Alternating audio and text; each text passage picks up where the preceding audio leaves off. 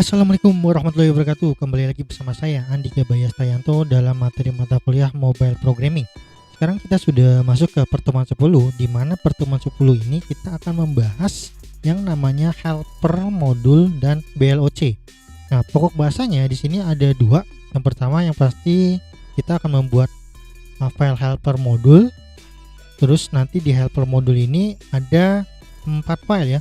Ada dependensi, ada class tokennya, kemudian ada HTTP request yang akan menangani error handlingnya atau debuggingnya. Terus ada HTTP request yang membuat untuk list API URL-nya. Terus yang pokok bahasan yang kedua itu kita akan membuat file BLOC-nya. Kemarin di pertemuan 9 kita sudah bahas yang namanya desain pattern BLOC itu apa aja pengertiannya dan apa aja fungsinya. Nah, di sini kita sudah membuat untuk filenya. Pertama, nanti kita akan membuat file BLOC untuk registrasi, login, logout, dan produk. Yang pembahasan pertama kita akan membuat helper modul. Jadi helper modul itu apa sih Pak? Jadi gini, helper itu ibaratnya kayak solving, atau maksudnya kalau misalkan ada trouble itu nanti si helpernya ini yang akan berfungsi atau yang akan aktif. Nah, helper di sini dia sifatnya filenya itu seperti kayak modul ya atau model. Nah, untuk helper pertama itu kita akan menambahkan namanya dependensi. Nah, dependensi itu apa sih Pak? Kalau bahasa diartikan ya, ibaratnya dependensi itu kayak ketergantungan. Tapi kalau dalam dunia programmer itu dependensi itu untuk menerima dan mengirim request ke REST API yang menggunakan protokol HTTP atau jaringan HTTP-nya. Dan dependensi itu untuk menyimpan sebuah token. Token itu apa sih Pak? Jadi token itu kayak ibaratnya itu kayak alamat sementara gitu, yang nanti akan di-share. Nah, kayak di sini token itu dalam kurungnya adalah share preference atau pengaturan yang dibagikan. Nah, sebelum memulai yang pertemuan 10 ini, pastikan kalian komputernya atau laptopnya itu terhubung ke dalam jaringan internet, karena nanti kan kita akan download nih ya. Kita akan download si file-filenya ini ke internet, ntar akan kita letakkan di project toko kita ini. Nah, untuk membuat file dependensi, sebelumnya saya akan membuka si Visual Studio Code-nya dulu.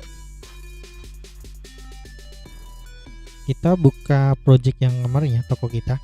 Oke, ini sudah. Jadi kita akan membuat file dependensi, itu kita akan buka namanya file paspec.yml ya. Berarti di sini nih, biasanya nih, diklik 2 kali. Nah, jika sudah, ini nanti akan tampil file paspec.yml. Nanti kita akan tambahkan si protokol jaringannya itu tadi menggunakan HTTP. Nah, terus nanti alamatnya itu berapa? Tuh, standarnya. Kalau di sini, nah ini saya sudah tandain ya. Jadi nanti kalian tambahkan script di baris 31 dan 32. Yang 31 itu HTTP-nya, yaitu jaringan protokol HTTP-nya. Kita menggunakan alamatnya itu, ini sebenarnya 1 ya, karena dikasih kutip ini. Terus 10.12.2. Baru nanti di bawahnya adalah share preference-nya itu adalah 5.12+2. Ini adalah alamat standar ya yang biasa kita gunakan untuk nanti nyambung ke dalam si RESTful API-nya gitu. Berarti kalau saya buka nih paspec IP-nya tadi ada di halaman 31. Ini ya. Kalau kalian lihat dia posisinya di bawah yang ada tulisan Cupertino icons. Berarti saya pakainya di sini aja. Di baris 31, kemudian tambahkan http:// spasi terus kutip 1 0.12.2. Kemudian di enter kita tambahkan share preference. Ini jangan lupa kasih underscore atau garis bawah, titik 2 kutip 1 lagi 0.5.12+2. Nah, nanti berarti kalian hanya menambahkan si 2 baris ini ya. Nah, kenapa sih Pak kok ada harus kutip 0? Kutip ini kayak tanda segitiga ke atas gitu ya. 0.12.2. Kemudian share preference-nya ini. Sebenarnya ini adalah dependensi ya, file dependensi yang standar yang ada di bahasa pemrograman Dart. Terus di sini kita menggunakan namanya framework Flutter. Kalau kalian googling ya, ini di enter nih. Jadi ini adalah standarnya si dependensi untuk si Dart ya, pub.dev-nya. Jadi fungsinya itu ya sebenarnya buat kayak import package ya. Jadi ibaratnya tuh kita yang package yang ada di atau library yang ada di Flutter itu kita akan import ya, importnya itu ke dalam pemrogramannya tersebut. Nah ini ya sama tuh ya, di standarnya di situ. Jadi bukan saya membuat seperti kodenya, ini bukan, dari Flutternya memang diberikan HTTP requestnya itu ya ini kodenya gitu ya. Terus jika sudah, ini jangan lupa disimpan ya, disimpan Ctrl S. Lalu kita akan mengunduh si file dependensinya ini atau package yang telah ditambahkan. Jadi silakan kalian buka command prompt, kemudian masuk ke folder project dan ketikkan flutter pub-get, kemudian tekan enter. Nah, tadi alamat ini sebagai default alamat untuk mendownload file si dependensinya. Makanya kita kasih alamatnya ini, nanti ketika kita download untuk file dependensinya di melalui command prompt itu nanti akan otomatis ke download. Ini untuk proses download ini tergantung dari kecepatan internet kita, mungkin hanya beberapa kilobyte aja ya. Jadi kita akan download dulu. Nah ini caranya, kita langsung ke folder project Flutter yang kita buat ya. Misalkan projectnya itu kemarin saya tempatkan di C, kemudian project Flutter, kemudian toko kita. Nah kalau sudah masuk ke foldernya, kita langsung klik aja di sini cmd, nanti dia akan terbuka nih, langsung command prompt-nya nih ya, sesuai ya. Nah kalau sudah, silakan ketikkan perintah flutter pub-get. Ini fungsinya adalah mendownload si file dependensi yang ada di Flutter ya. Jika sudah, di enter. Nah sudah ya. Nah ini filenya biasanya kecil nih kalau hanya sebentar gitu. Kalau dia berhasil ya udah, keterangannya hanya ini aja. Tapi kalau tidak berhasil biasanya sih satu, kalian belum menyisipkan yang alamatnya ini. Kemudian yang kedua, kalian belum connect ke dalam jaringan internet. Hanya itu aja. Oke, kita close. Terus lanjut, kita akan membuat namanya class token. Nah sebelum membuat class token, kita akan membuat foldernya dulu dengan namanya helper. Di mana Pak? Helper itu nanti kita satukan ke folder yang ada di library ya, atau lib ya.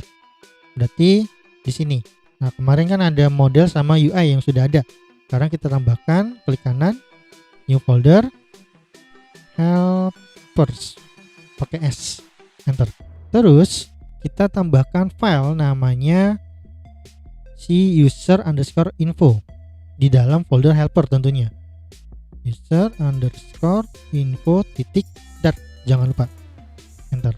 Lalu di slide-nya silakan kalian ketikkan script dari baris 1 sampai 28. Kemudian jangan lupa disimpan. Saya copy paste aja untuk scriptnya. Paste di sini. Nah, ini sudah ya. Kalau misalkan nanti masih bermasalah di setelah import yang di sini, ya biasanya itu ada beberapa sebagian yang masalah nih. Kenapa? Di sini dia belum mengenal nih. Dia belum mengenal namanya si set preference.dart. Nah, kenapa sih Pak? Jadi di sini kalian pastikan scriptnya ya udah benar apa belum. Kalau misalkan ada yang belum benar ya benerin gitu. Kalau sudah dibenerin ya disimpan lagi, baru nanti kalian jalankan lagi yang perintah tadi tuh untuk download si ini ya, Flutter pub-get-nya di command prompt-nya. Nah jika sudah, biasanya saya akan tutup dulu si Visual Studio Code-nya, baru saya buka lagi, baru saya lihat nih user info-nya sudah benar apa belum. Biasanya seperti itu. Ini bermasalah di file si set preference.dart-nya. Takutnya downloadnya itu belum selesai, atau masih ada yang kurang gitu downloadnya, atau masih belum ke download, bisa aja kayak gitu kan. Ini namanya modul untuk helper, filenya itu user_info. Nah fungsinya itu apa sih Pak? Jadi ini nanti programnya kan sudah akan koneksi ke internet ya, jadi akan menyambung nih ke internet nih ibaratnya gitu. Nah, di sini kita sudah buat namanya kelas untuk info-info yang nantinya akan mengakses si program ini. Di sini kita buat namanya kelas user info. Nah, dalam info itu kita nanti akan membuat namanya si token. Token itu ibaratnya tuh seperti kayak alamat sementara. Nanti di dalam token itu kita mempunyai alamat-alamat atau kode-kode gitu kan. Waktu yang kemarin kita bikin untuk API si member kan ada tuh member token. Nah, itu nanti fungsinya itu ya untuk tracking atau jejak siapa sih yang sedang mengakses program ini gitu. Nah, di sini kita akan buat namanya kelas user info dan ada set token. Set token itu untuk men-setting ya atau meletakkan si tokennya yang kode-kode waktu yang kode IP-nya itu. Terus di sini ada get token. Get token itu untuk mengambil gitu. Jadi sudah kita ambil dari si database-nya nih yang si member underscore token, kemudian kita taruh set token. Terus di sini ada namanya si feature set user ID. Nah, user ID di sini kemarin kan kita bikin namanya member ya. Itu member maksudnya tuh yang nanti akan mengakses nih. Nah, yang mengakses itu kan kita sebut namanya si user. Nah, user di sini sama ya. Dia men-set sama men-get, mengambil dan akan meletakkan gitu. Makanya di sini disebutnya adalah si user ID. Dan untuk yang get-nya itu juga sama nih, user ID.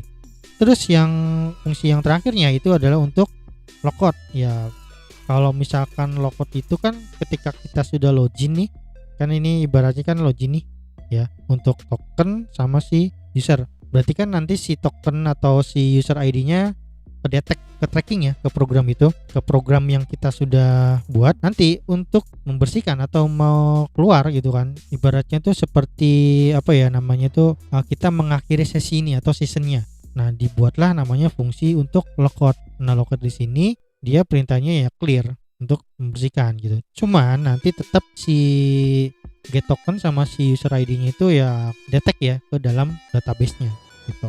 Ya, siapa-siapa aja yang login. Ini adalah fungsi untuk modul helper user info, untuk info aja gitu buat menginformasikan. Terus yang berikutnya kita membuat file modul error handling. Ini untuk HTTP request yang menangani error. Berarti kita akan membuat file namanya app_exception di folder helper. Ini saya copy aja. Berarti di sini new file app_exception enter. Ini saya copy, saya paste, kemudian saya simpan. Ini yang user info juga jangan lupa disimpan. Oke, untuk yang app_exception ini kan sesuai dengan fungsinya yang tadi sudah dijelaskan. Fungsinya itu kalau misalkan di antara program dan ke IP-nya itu ada masalah, itu ada error atau debugging, itu nanti si modul error handling ini yang akan memberitahukan. Untuk scriptnya di sini ada pastinya ada si pesan atau message, terus ada prefixnya itu menunjukkan keterangannya tuh di mana gitu. Ini tipe data to string return oke. Jadi nah ini akan menampung di variabel message dan variabel prefix. Nah, kalau sudah nanti di variabel si prefix dan message itu mempunyai kelas-kelasnya nih ya. Pertama di sini ada kelas untuk fetch data, terus ini untuk menangani error during communication, maksudnya ketika program dijalankan itu nanti ada masalah di internetnya, koneksinya. Nah, ini biasanya memberitahukan nih fetch data. Terus ada namanya bad request atau biasanya koneksinya sih bermasalah sih kalau setahu saya ini bad request. Terus ada si unauthorized exception, jadi bukan si authorized atau si pengaksesnya. Terus ada unprocessable, kemudian yang terakhir adalah invalid input exception. Jadi ini salah input. Nah, di sini namanya adalah menangani HTTP error handlingnya. Kalau kalian cari pengertiannya itu silakan aja di googling, banyak. Misalkan saya googling nih ya, modul error handling, macam-macam. Ini saya push modul error handling. Waktu ini udah dijelaskan juga sebenarnya ya di waktu mata kuliah interaksi manusia dan komputer ya. Jadi error handlingnya itu ada apa aja. Dan ini silakan dibaca aja. So, error handling adalah suatu penanganan kesalahan error pada berbagai macam keadaan gitu kan. Jadi fungsinya ya untuk menangani jika ada permasalahan. Nah, ini jenis-jenis errornya nih, ada perceptualnya yang lebih lengkapnya. Gitu. Ada motor error, mistake, sleep, syntax error, macam-macam ya. Runtime, error presentation. Nah, kalau di sini kan dia tidak dijelaskan nih yang untuk HTTP-nya. Kalau di sini error handlingnya itu adalah khusus untuk yang HTTP request-nya. Gitu. Nanti silakan di googling aja. Nah, ini untuk yang app exception-nya untuk menangani HTTP request error handlingnya kalau jika masih ada yang bermasalah di antara program ke REST API-nya atau proses untuk penarikan datanya ke dalam database. Sekarang kita lanjut, ini kita akan buat modul helper namanya API.dart. Fungsinya apa nih Pak? Fungsinya itu dapat mengirim atau menerima permintaan ke REST API. Jadi kita akan buat sebuah fungsi, baik itu metodenya kemarin waktu kita bikin RESTful API-nya di Postman. Metodenya itu ada post, ada get, dan ada delete. Post itu biasanya untuk nge-create ya atau membuat baru. Terus get itu untuk mengambil data. Terus yang terakhir adalah delete. Delete itu fungsinya untuk menghapus. Nah, ini buat filenya di folder helper namanya API.dart. Ini saya copy aja dulu. Di helper API.dart. Saya paste. Saya simpan dulu. Oke. Seperti yang tadi sudah jelaskan, ini import-importannya. Jangan lupa kita selalu mengimport namanya si user infonya. Jadi biar koneksi sama si app exception-nya untuk error handlingnya. Nah, di sini kita akan buat namanya class API. Isinya tadi ya, ini kurang lebihnya adalah isi dari waktu kita buat namanya file API. Waktu kemarin kan dia itu kita buat di exam terus toko API. Ada untuk case request-nya, dia berhasil atau tidak. Ini kurang lebih sama ya. Cuman di sini adalah versi si titik dartnya. Kalau kemarin kan kita versi PHP-nya, ini versi untuk titik dartnya. Gitu. Ya. Fungsinya itu adalah mentranslate. Kalau di API-nya itu nanti ada metode apa aja. Yang pertama itu ada metode post, kemudian ada metode get, kemudian ada metode delete. Nah, fungsi metode-metode yang tadi dibarengi dengan pemanggilan si file yang namanya si user info. Karena user info ini dia menampung ada data token dan data si user ID. Kalau lockout nggak perlu ya, karena kan lockout itu untuk ngebersihin ya dari data yang kesimpan tadi. Terus yang berikutnya ada app exception. Nah, ini dia memanggil error handling yang ada di file app_exception gitu. Jadi dia memanggil nih kelas-kelasnya. Nah, di sini contohnya untuk metode post, dia akan menarik data yang ada di user info dan menampung untuk si app exception-nya. Nah, untuk user info itu kan contohnya itu di sini adalah misalkan token ya. Untuk token. Nah, token di sini misalkan kita buat variabel token await user info get token. Nah, berarti di sini dia memanggil si get token di sini.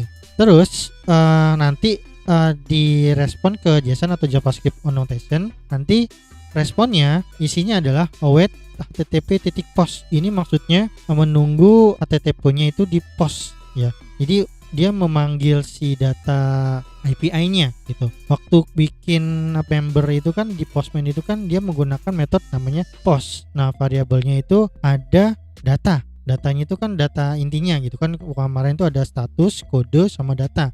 Nah, yang diambil adalah si datanya aja. Yang pentingnya. Terus kalau sudah ada, makanya di sini HTTP header yaitu dia berhasil ibaratnya gitu. Nah, ini biasanya itu koneksinya alhamdulillah lancar ibaratnya gitu kan. Tapi kalau misalkan dia koneksinya tidak lancar nih ya, karena kan menggunakan HTTP, terkadang kan internet itu kan gak stabil ya. Makanya di sini ada module handling. Module handlingnya nih si errornya adalah fetch data exception. Nah, message-nya adalah no internet connection. Ini fungsinya berarti mengetes jaringan untuk yang si post ya. Untuk yang si get, metode get ya sama gitu. Cuman beda ininya aja, apa namanya? Beda pemanggilannya aja, karena kan fungsi dari metode itu kan pasti berbeda. Kalau untuk si metode post itu mempost ya atau menampilkan, kalau get itu untuk mengambil ya. Terus yang terakhir itu untuk mendelete. Nah, ini masing-masing dia menggunakan namanya si token gitu ya. Nah, ini ada si responnya. Jadi responnya itu kita ambil dari si app exception. Nah, masing-masing handlingnya itu pasti mempunyai kodenya. Kalau misalkan kodenya 200 ya return respon, itu biasanya itu ya berhasil nih kalau kode 200 ya. Terus kalau 400 itu bad request. Nah, 401 sama 403 itu sebenarnya sama ya, dia unauthorized. Terus ini yang 422 invalid. Terus yang 500 dia fetch data exception gitu. Nah, ini adalah isi dari file API.dar. Terus yang berikutnya itu kita buat namanya HTTP request untuk membuat list API URL-nya. Jadi nanti kita akan buat masing-masing API URL-nya nih yang sesuai yang di dependensinya atau data file dependensinya itu. Jadi kita akan buat namanya file API_URL.dar ya di folder helper. Kemudian kalian silakan coding. Ini codingannya dari baris 1 sampai 20. Paste. Nah, jika sudah kalian simpan. Oh, ini kok nggak berwarna ya? Oh, saya tidak pakai titik dartnya nih. Cari name aja. Titik dart. Nah, ini file untuk URL. Jadi kalau waktu di Postman kemarin kan saya back dulu. Kita buka Postman-nya dulu ya. Waktu di Postman itu kan kita melakukan request atau HTTP request itu kan menggunakan misalnya HTTP, kemudian toko API, kemudian public gitu kan. Nih, localhost, toko API, public, login misalkan gitu kan. Ini untuk ngetes login waktu itu. Nah, di sini fungsinya adalah kita akan membuat si localhost di sini. Ini kan awalnya localhost nih. Localhost itu kan berjalan sendiri ya, server sendiri. Digantikan dengan si file dependensinya. Nah, file dependensinya itu alamatnya adalah 10.0.22. Baru nanti alamatnya adalah toko API/public. Nah, ini adalah alamat untuk si database-nya ya. Database-nya yang ada di exam, kemudian toko API, baru nanti public. Base URL-nya nanti ya ini, standarnya ini gitu. Misalkan mau membuka file registrasi, berarti diawali ini, kemudian /registrasi gitu ya. Tapi kan di sini kan kita base-nya dulu, awalnya dulu ya. Makanya di bawah itu kita jabarin lagi nih. Ini untuk registrasi, base URL-nya adalah /registrasi. Ini login, base-nya adalah login sampai dia si update ya. Nah, khusus untuk yang produk ya, kemarin itu kan produk ada 3 ya. Ada untuk melist, menampilkan semua. Terus untuk meng-create ya, membuat baru. Kemudian ini untuk mengupdate. Nah, untuk yang update dia berdasarkan ID. Karena kan produk itu kan misalkan ada 5 nih. Ada produk 1, 2, 3. Nah, kalau misalkan mau ngupdate berarti kan nggak bisa keseluruhan dong. 1, 2, 3 diupdate semua, enggak. Tapi harus pilih salah satu si produknya. Nah, jika sudah dipilih satu, itu nanti dia ngambil berdasarkan si ID-nya. Misalkan untuk ID 1 nih. Nah, ID 1 itu kodenya A001, terus namanya kulkas, harganya sekian. Yang berarti nanti akan mengedit ya ID 1-nya aja, yaitu kulkas itu. Tapi kalau misalkan mau ID 2 dan 3 ya bisa disesuaikan gitu. Jadi dia berdasarkan ID-nya. Terus untuk yang show produk, kemarin kan untuk menampilkan produk itu kan ada keseluruhan, yaitu menggunakan list produk. Ada yang berdasarkan ID atau satu data aja. Nah, di sini perintahnya adalah untuk menampilkan satu data aja. Misalkan ID-nya 1, yaitu kodenya A001, ke namanya kulkas, harganya sekian. Nah, ini untuk show produk yang berdasarkan ID. Terus yang terakhir adalah delete. Delete di sini ya sama, dia berdasarkan ID.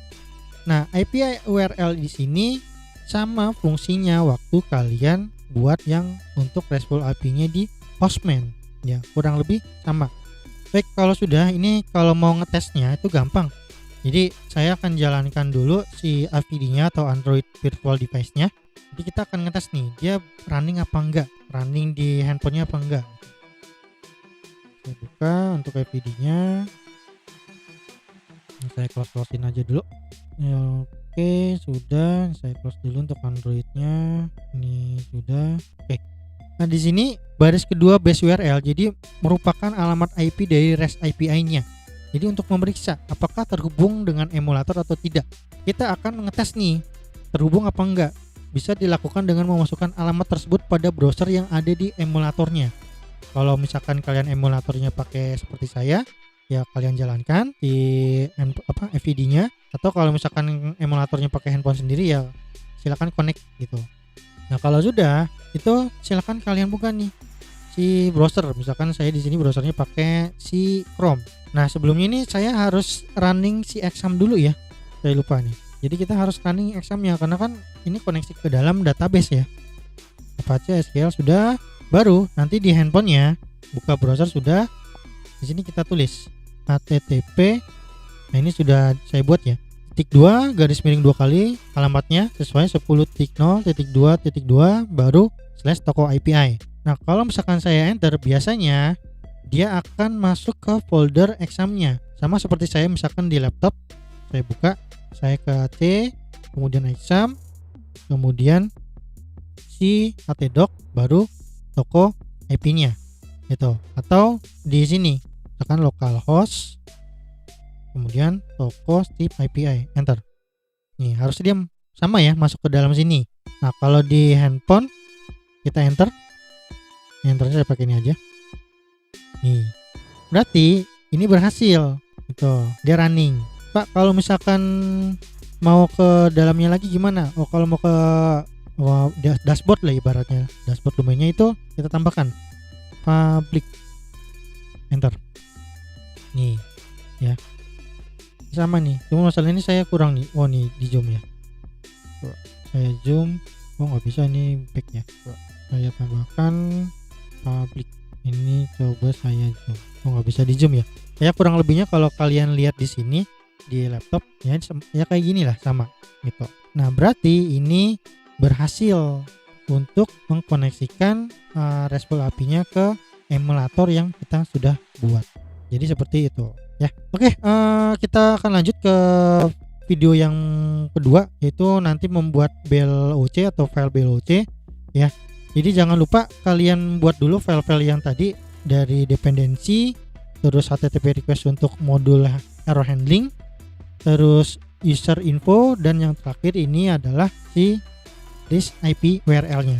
Kalau misalkan ada yang ingin tanyakan, silakan tanyakan WhatsApp group atau WhatsApp pribadi saya. Terus kalian jangan lupa untuk komen, like, dan subscribe channel saya, dan kalian share ke teman-teman kalian yang lain yang sedang belajar mobile programming ini. Semoga bisa membantu untuk proses belajar mengajar mata kuliah mobile programming ini. Baik, saya tutup untuk video pertemuan 10 ini yang bagian pertama. Assalamualaikum warahmatullahi wabarakatuh.